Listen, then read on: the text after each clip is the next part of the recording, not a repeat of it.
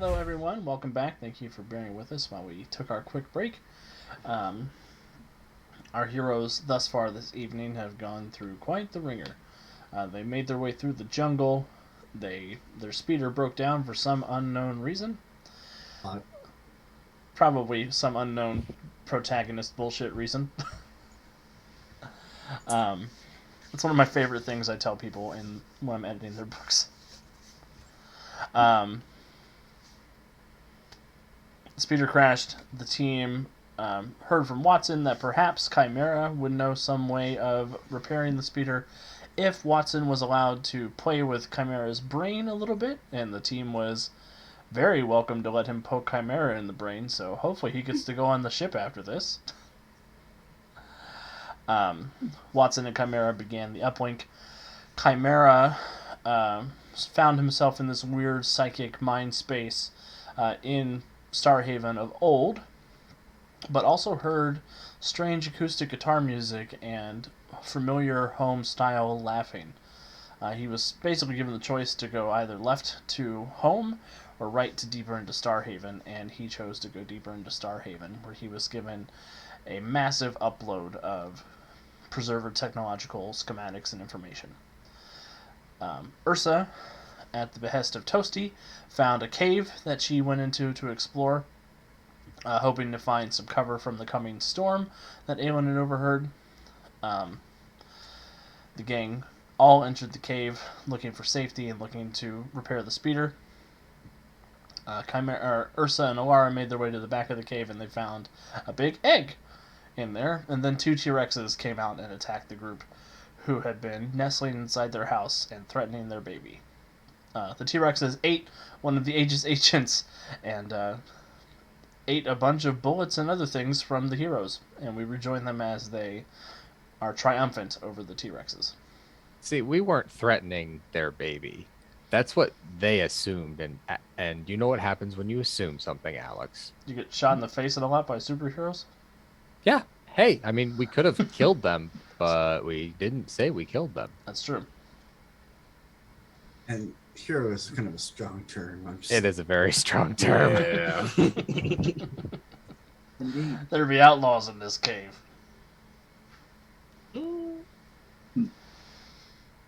So, what do you guys do as the camera pans back down to you? Aelin Brains is kind of standing next to the speeder. Probably, I don't know if she's got the hood popped or anything.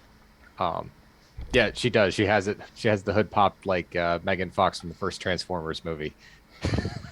She's in there tinkering, and she kind of pulls her head back up, and she looks at Chimera, and she goes, "We thought we'd get a little bit of a head start for you. We think that you'll have an easier time." Brains, when did you put on a crop top? Thank you for the assistance. I will then proceed to the vehicle to begin repairs, now that the threat of the T-Rexes has been set aside. Excellent. Chimera, as you are beginning to make repairs, please give me an expertise preserver technology check. With a +5. Good news. With a +5. +5. Goodness gracious. I feel so happy I've figured out how to update the new character sheets all by myself. And decided to celebrate, I'll roll a crit. So that is a 31. With a +5 is a 36 on the preserver tech check. Sure is. Chimera, whatever Watson put in your head, it is working. When you were working on the speeder in the warehouse, you were approaching it more from the perspective of modern day technology. You've opened this up and you realize that this vehicle is more akin to a living organism than it is to a technological wonder, and you are beginning to play operation with its guts. You see that what seems to have happened is the repairs that you and the angel androids had made had sent it into a sort of septic shock almost. Okay. And the speeder just shut down because its organs were failing as it was moving based on the repairs you'd already done. And you were able to go in and start playing doctor with it. Do you want to describe what that looks like? Yeah, sort of with an awareness of the craft's awareness, sort of more like a surgeon than a mechanic, sort of seeking out the troubled areas, being more gentle than I would with the machine necessarily, trying to reconnect things which are disconnected, um, gently repair where there's damage. Does the do I get a sense that the vehicle has some sort of AI or is in some way aware? AI is a word for it. You are noticing in a way that the others are not able to perceive. There's almost this effervescent spirit hovering around the inside of the machine as you're poking through the different pieces and the different bits. And it seems first like an afraid, like a terrified child to see you. But as you start coaxing it, working with it correctly, it begins to lighten up and starts approaching you and pointing out areas where it's sore and where it needs additional help.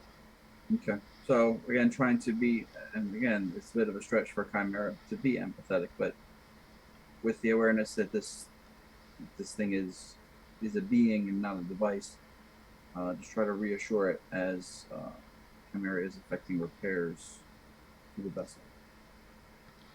Excellent. And you do feel strangely nurturing towards it. Not necessarily a feeling that's coming from you, but a feeling that almost feels prescribed to you. So feelings from outside my sense of self, Mm-hmm. and that I've experienced that before, if I recall correctly. Yes, yep. And after 10 to 15 minutes, you were able to get the speeder up and running again. I will inform Mistress Aylin and the others that the vehicle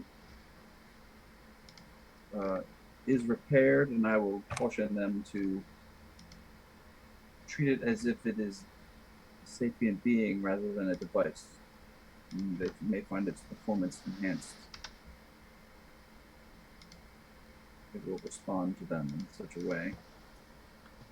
So the entire time you've been working on it, Brains has been kind of watching you, and her eyes are like wide with wonder when you finish, and then she heads back to Aelin, and the two merge back together, and Aelin inclines her head and says, "We wouldn't have thought that. Interesting that some preserver tech is somewhat organic and others is purely technological." Yes, the preservers were mysterious and often capricious in their choices, but your assessment is correct. Chimera, you get the sense that this speeder's name is Lysra. Lysra. I will pass that on. The speeder has the designation Lysra.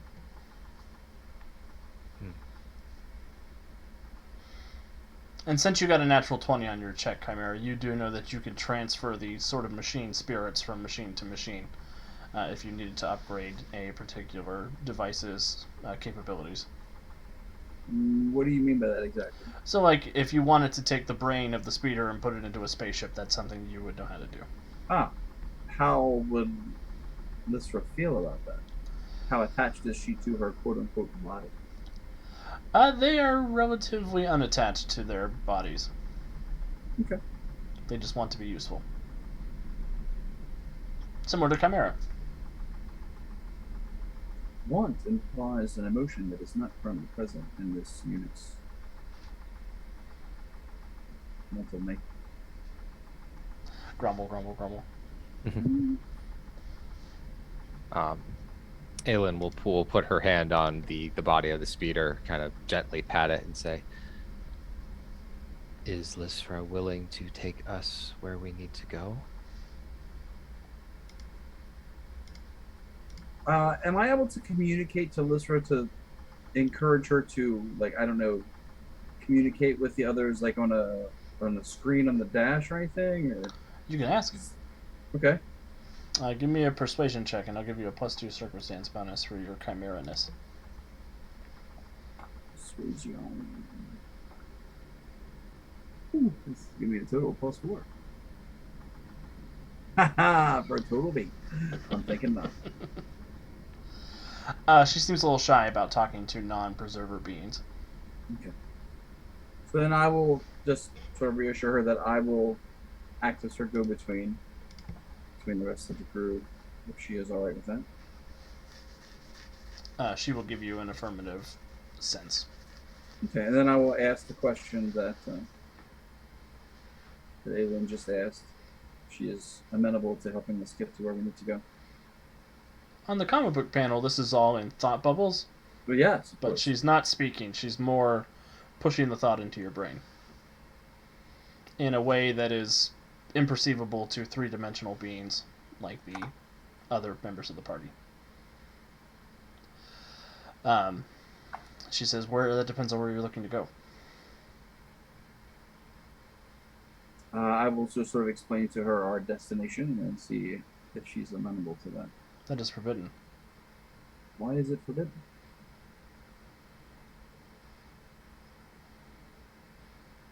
Because it is forbidden. Who has forbidden The council. With my new knowledge of preserver tech, do I understand what the council is? What she's talking about? Yeah, the council is a group of 10 preservers who sort of oversee all of reality that exists outside of traditional reality. They're sort of little blue men that push and pull the levers of the Omniverse. And the council gave no explanation for why it is forbidden. He who is imprisoned there cannot be released. I will relay all of that to the rest of the party.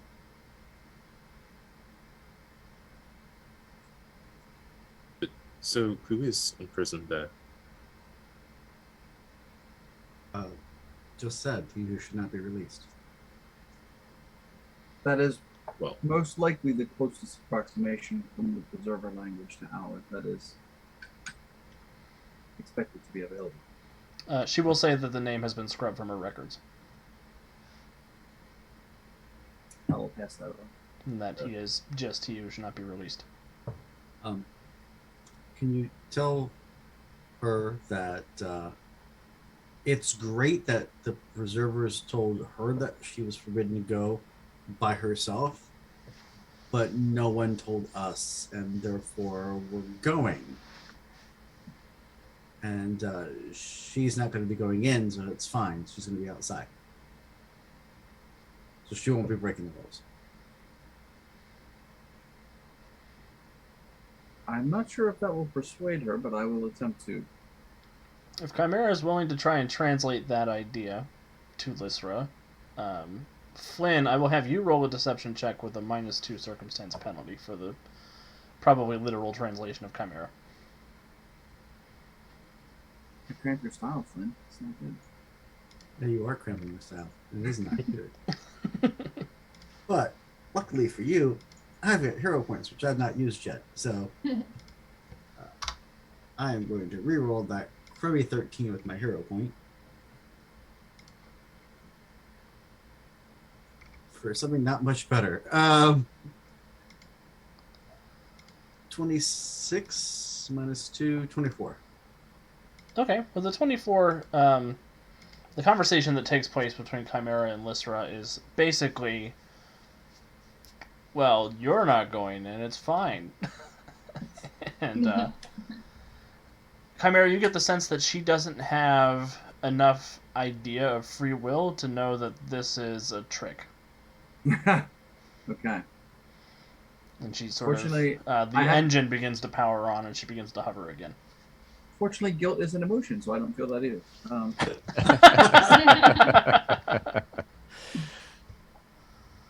Yeah. Okay. So I will just sort of motion for everyone to pile on. This time, Aelin will get in the seat next to the Aegis Guard because now they're not taking up the entirety of the middle row, and she will. Now that one has been snacked upon. Yeah.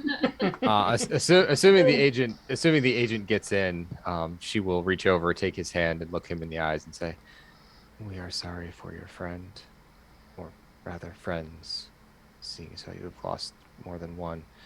But we need you to come with us just a little bit further. kind of looks at you and says, I don't have much choice. I can't stay here. Or I'll get turned into T-Rex shit too. We know, but we would rather you choose to come with us than us force you to come with us. I don't even know where we're going. Are we leaving the dome? We believe that outside of the dome is where our destination lies, yes. Do you have an extra spacesuit for me? I believe the ship, the if I'm correct in this, the preserver shuttle will preserve us. Haha. Haha! That is correct. You remember that. Okay. So she will say that she will mention, none of us will need suits. We are protected by the shuttle. Ursula will walk up and give him some toast. And then How do give you- it back to the back seat. He's gonna look at it. What? No butter? This dry Just dry bread. toast. Fried bread. No butter. No peanut butter. No jam. Barbarians. This is the worst, the worst cooking utensil to turn into a person. Should have been a waffle iron. Waffles. He'll sort of like hold the toast up and nod his head at Ursa. Thank you. What are we doing outside of the dome? What are you guys looking for? Person. Aelin's just gonna give him a mischievous smile.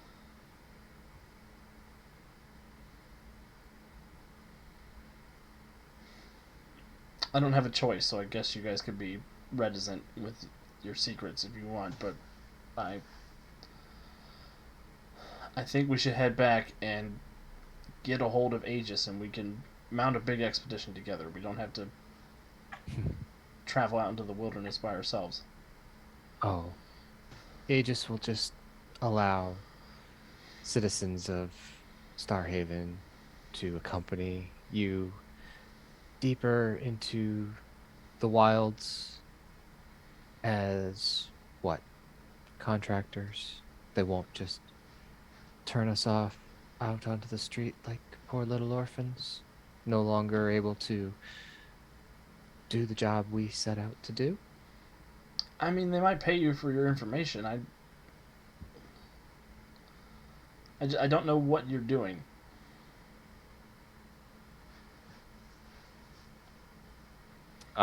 Over the mind link, she's like, do we want to tell him? That's if we tell him, he might go talking to Aegis. He's gonna find out anyway. What are the chances that he dies before we get back? Fairly high. Hopefully lower than that. I mean, would anyone else have predicted dinosaurs? We We really would- have no idea what's coming. No, especially if something is out there that should not be released. But the captain is right. He will find out eventually. And Aelin will slip out of the mind link and look at the Aegis director or Aegis soldier. We are after the same person you are. Which is why you haven't found him yet. Let's go. Kick it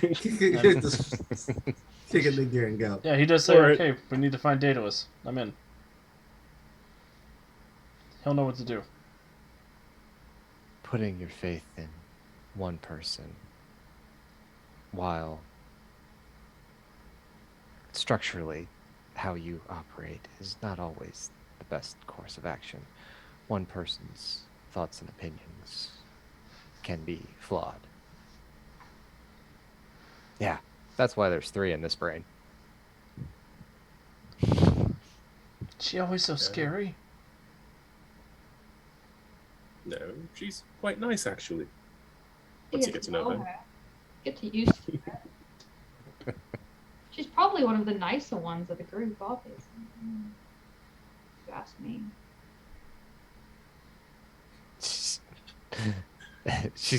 He's probably gonna be looking around as he passes back by Aylin's face as he's kind of scanning the group. She's just gonna flash him her canines and a little bit of a mischievous grin. I think the toaster's probably the nicest one of the group. That remains to be seen.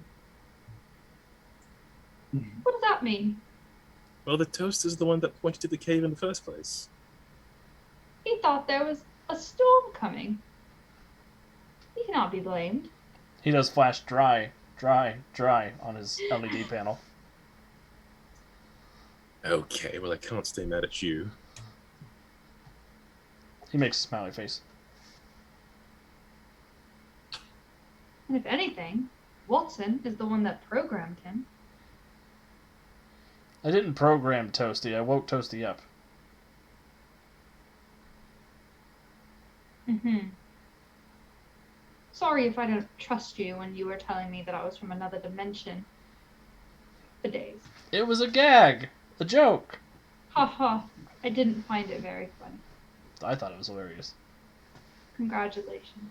It really wasn't very amusing, Watson. Funny that it took me saving your life for you to stop seeing it as a joke.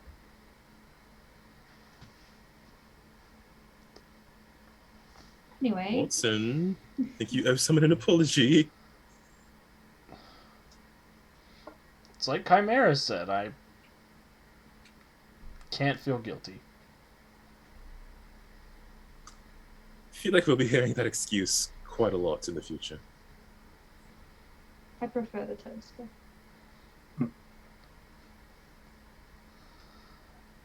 It was not my intention to cause you discomfort. I'm gonna gun the shuttle just a little bit.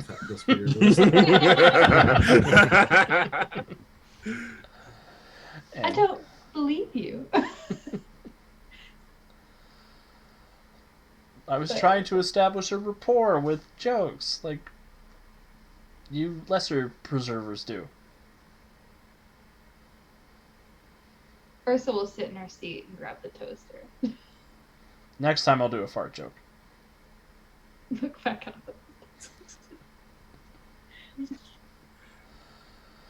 But Flynn, you gun the speeder and it takes off out of the cave and rockets into the air and comes approaching the dome that leads out into Europa. As it approaches the dome, you do see the speeder sort of takes on this almost golden glow around the metallic frame that allows it to slip easily in and out of the shield that keeps Starhaven safe. And you guys are in the frozen, desolate vacuum of space, with long-reaching tundras below you and crazy mountainous terrain ahead.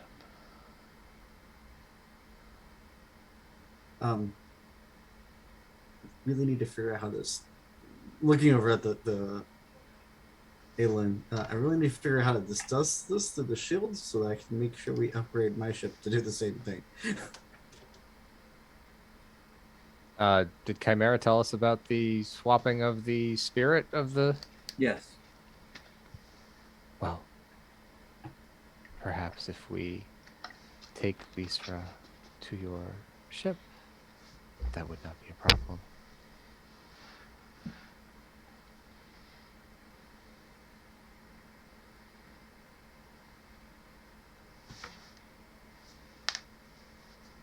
Something to think about. Awesome. Hopefully this is not a long trip across these desolate shores. I think it may only take a panel or two. Fourth wall! Fourth wall! Well, it is funny because as you leave the dome, the speeder does pick up speed. It does instantly start moving much quicker than it was in atmosphere. There is still a thin atmosphere on Europa, but it's not like the Starhaven's Earth-like atmosphere. It's gliding across the frozen surface of the planet, moving very quickly at this rate at a decent clip.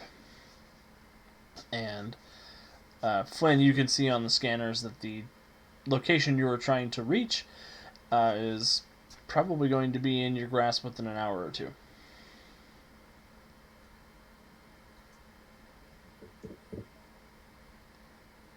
Excellent. Share the news with the team. What about an hour or so drive?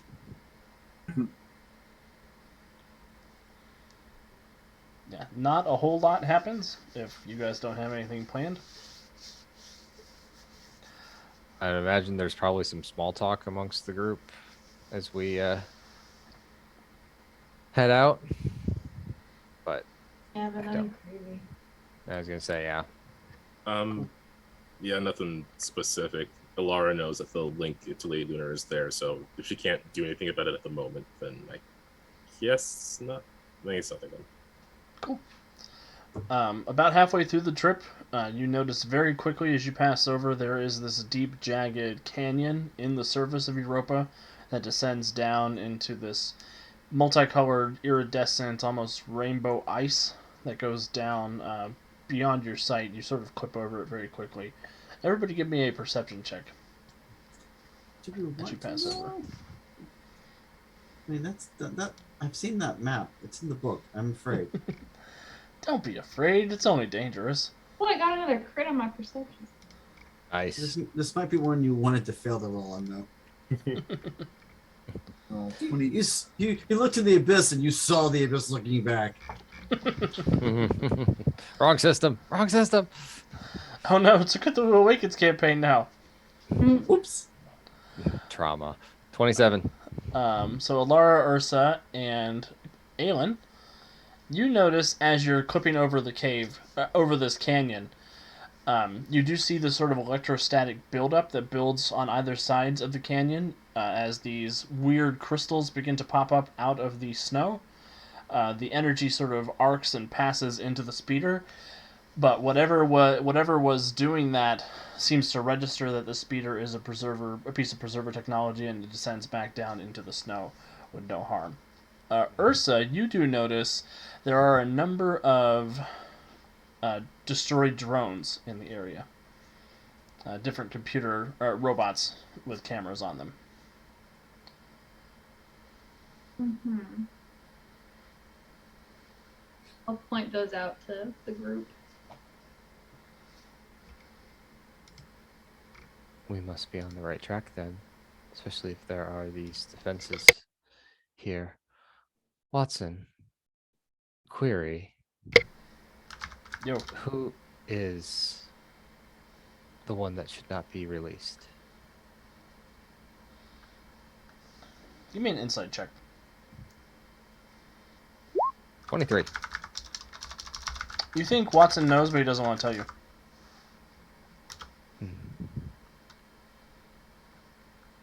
It would greatly increase our chances of not releasing said being if we knew who it was. Give me a persuasion check. I'll spend a hero point for that.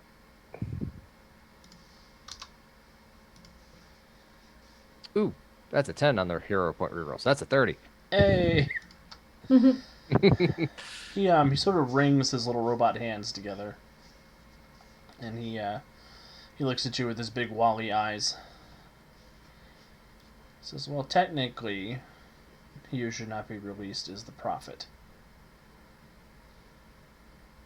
You mean the prophet who had that whole prediction, the one that was the preserver outcast who believed that the society would end suddenly?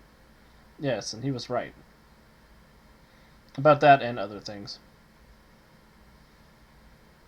He's been right about all of you so far. Yes, he was the one that told you that you were supposed to help us. Yes, indeed.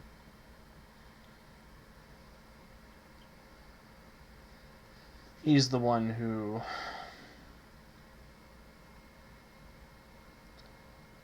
said that I would be tasked with helping you achieve the end of the end of the end.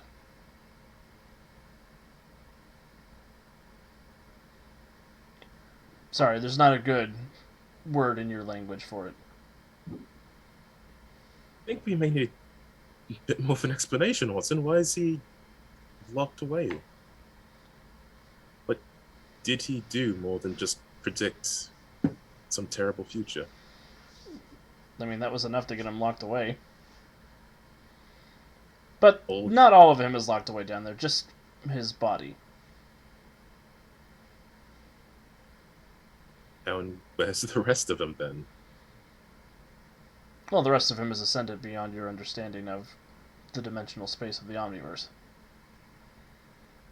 Oh, is that all? Thus, without a host, he can't interact with the world. Therefore, releasing the body allows him to be able to do that once again. That's one theory. The Preserver Council theorized that perhaps his body, being without what you would call a soul,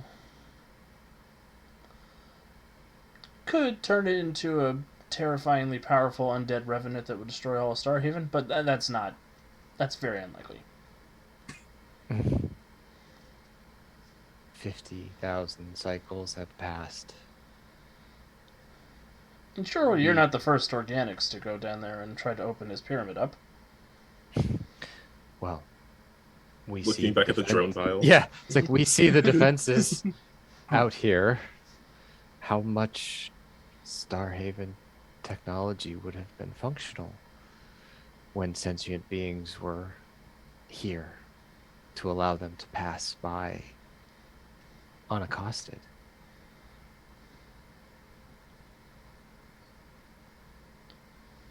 Well, the official answer is the odds aren't great. And the unofficial?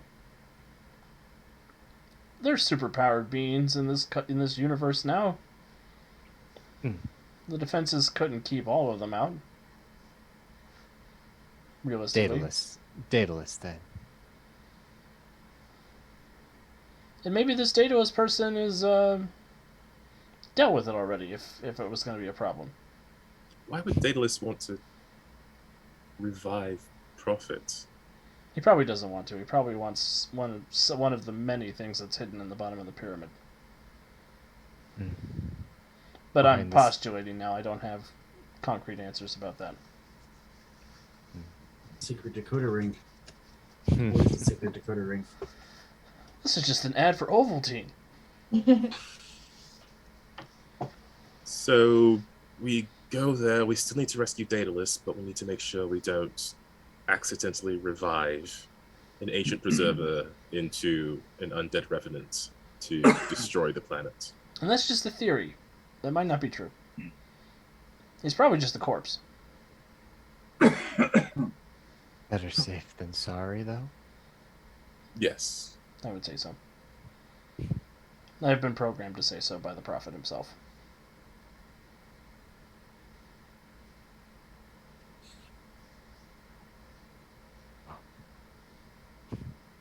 It took some needling, but thank you for at least answering our question. I wasn't sure how you would react.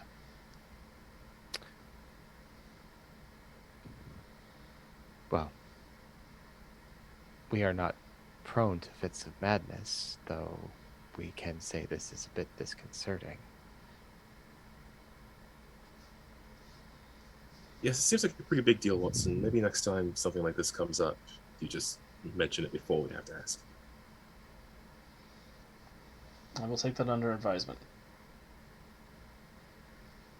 Is there anything else we should know so we don't accidentally wake up Prophet?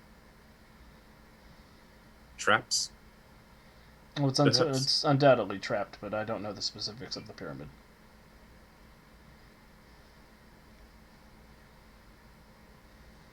If you come across a big sarcophagus made of black stone, don't try to open it.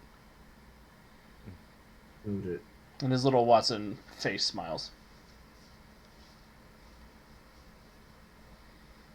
And don't read anything out loud.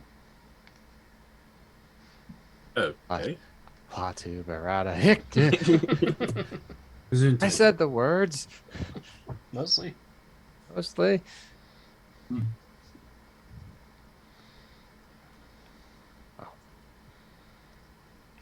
Aylin's gonna kind of sit back, and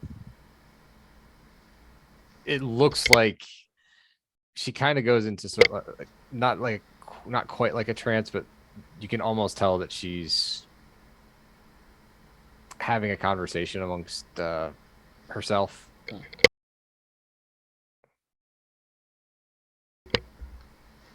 I guess Alara's just like fiddling with her necklace, and I don't know, looks over to Ursa, see if she's okay. Ursa looks very calm and indifferent and is just holding very tightly on to Toasty. Oh, that's okay. Flynn's driving, so. Flynn's driving. Awesome. Well, you do make it the rest of the way to the pyramid unaccosted. Good job on repairing the speeder and picking the right speeder and not come out here on foot. Woof.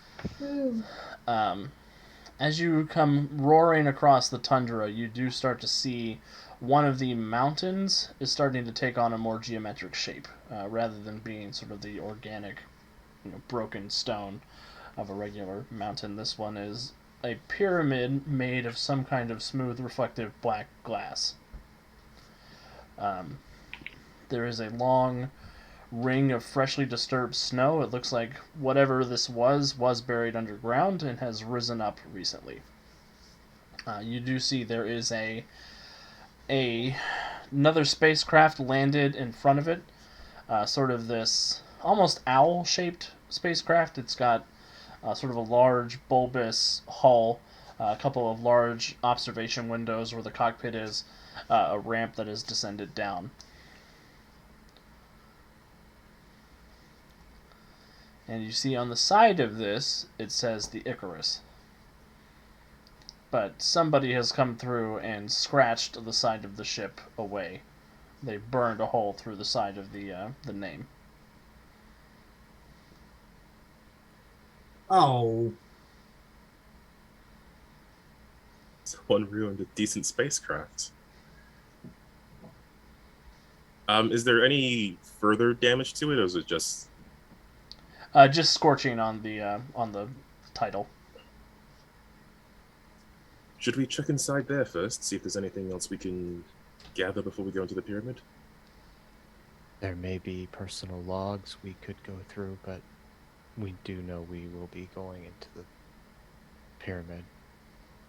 Well, perhaps there's some information on the computers on the ship about how to get into the pyramid. Alara says, only wanting one specific thing. access to the ship. Yeah.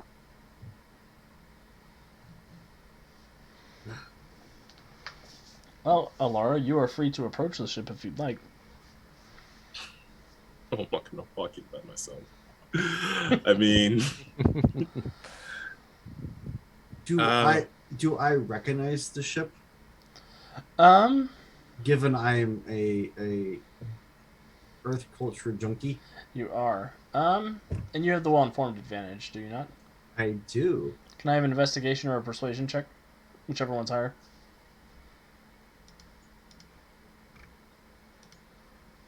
22.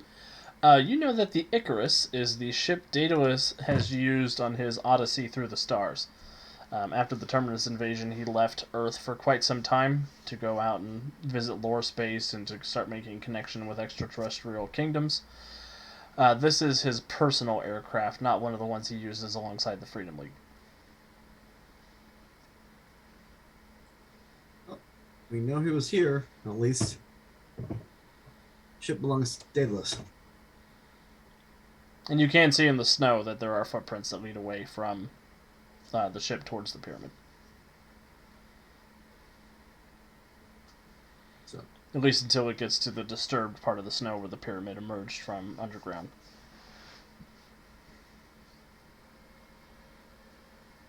do we want to investigate the ship before we go into the pyramid, or go charging straight in? I think we should check the ship and see if there's anything that we can gather from there, or at least from whatever computer information he has on there. We would agree with her Royal Highness. Thank you, Aelin. See, this is why you're the nice one.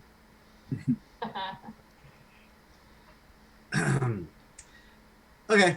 I will pull up the speeder to proximity where we can easily disembark and get into the.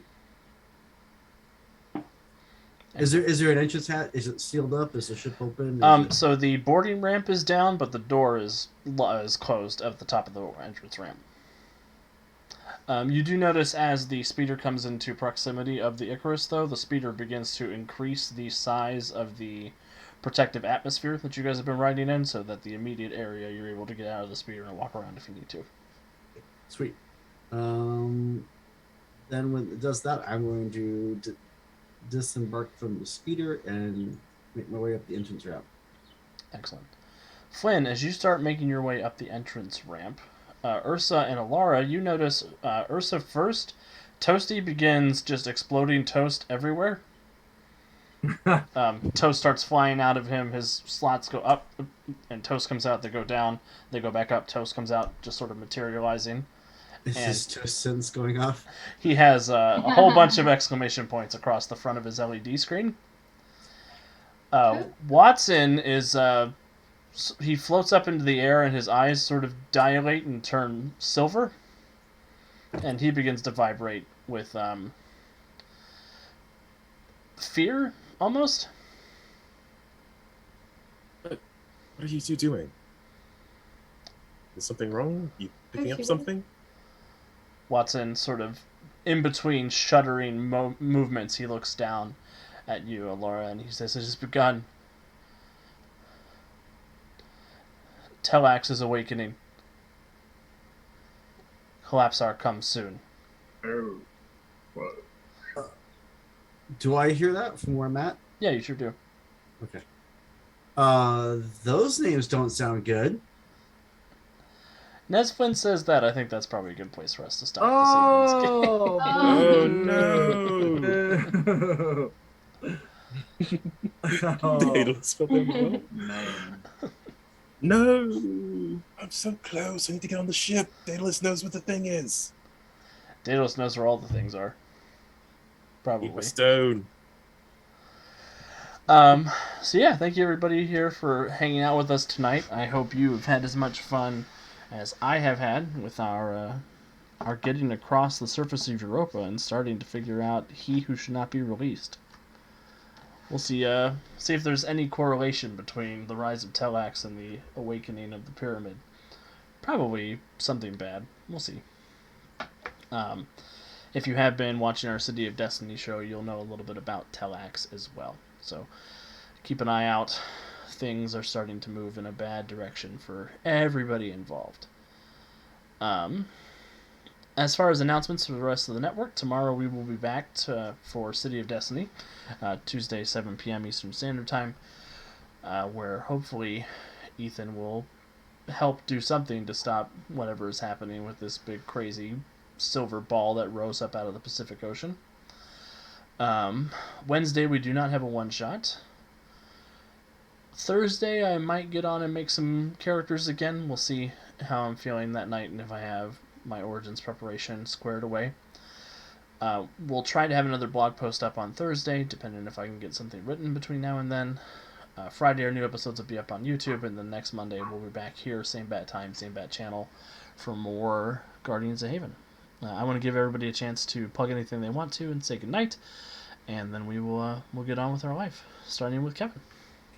Thanks for being here. Hopefully you're enjoying things as the multiverse continues. I mean, just one universe at a time continues to unravel. Yeah, check out the other shows, and we'll see you next Monday. Over to you, Josie. Thanks everyone for tuning in. Looking forward to whatever shenanigans Alex has planned.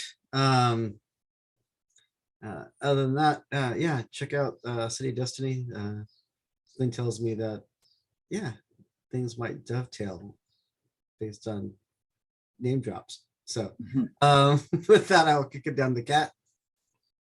Hey, had a great time tonight. Thank you guys for hanging out. I can't wait to see what happens with the group and Toasty next week. And definitely tune in for City of Destiny and anything else that we have going on the channel. It's a lot of good stuff. So I'll pass it to Anthony. I'll just echo everyone else's thanks for joining us this week. For those of you watching this on video on demand, because next week is Origins, believe most of the USP events are sold out, save for pop carts. And I have 2 seats in my Mega Man game. So if you're coming to Origins next week, which begins June 8th, if you've got time in your schedule, look those games up, and if they sound interesting, take a seat. Otherwise, if you're watching this on YouTube, well, hopefully we saw you at Origins and you had a great time playing USP games. With that, I'll pass it over to Calvin. All right. Well, like everyone has said, I hope y'all are keeping up to date with the USPEP 2. There's just a lot of cool stuff going on here. So yeah, thanks for hanging out. Again, you can find me over on the Women's Dice channel, where we have weekly podcasts and gaming streams. Just started playing Arkham City, so that's going to be taking up a whole lot of time. So definitely go check that out. It was a very good stream last night.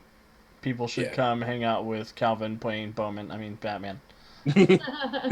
Same difference. Bobat. The Bobat. At least until Calvin programs the Bowman game and it happens. Sure. It's not impossible. It'd be great. He may have used the voice, yes. Yeah, Deuce, you were there. So yeah, thank you again, everybody. I hope you have a wonderful rest of your evening, and we will see you next week.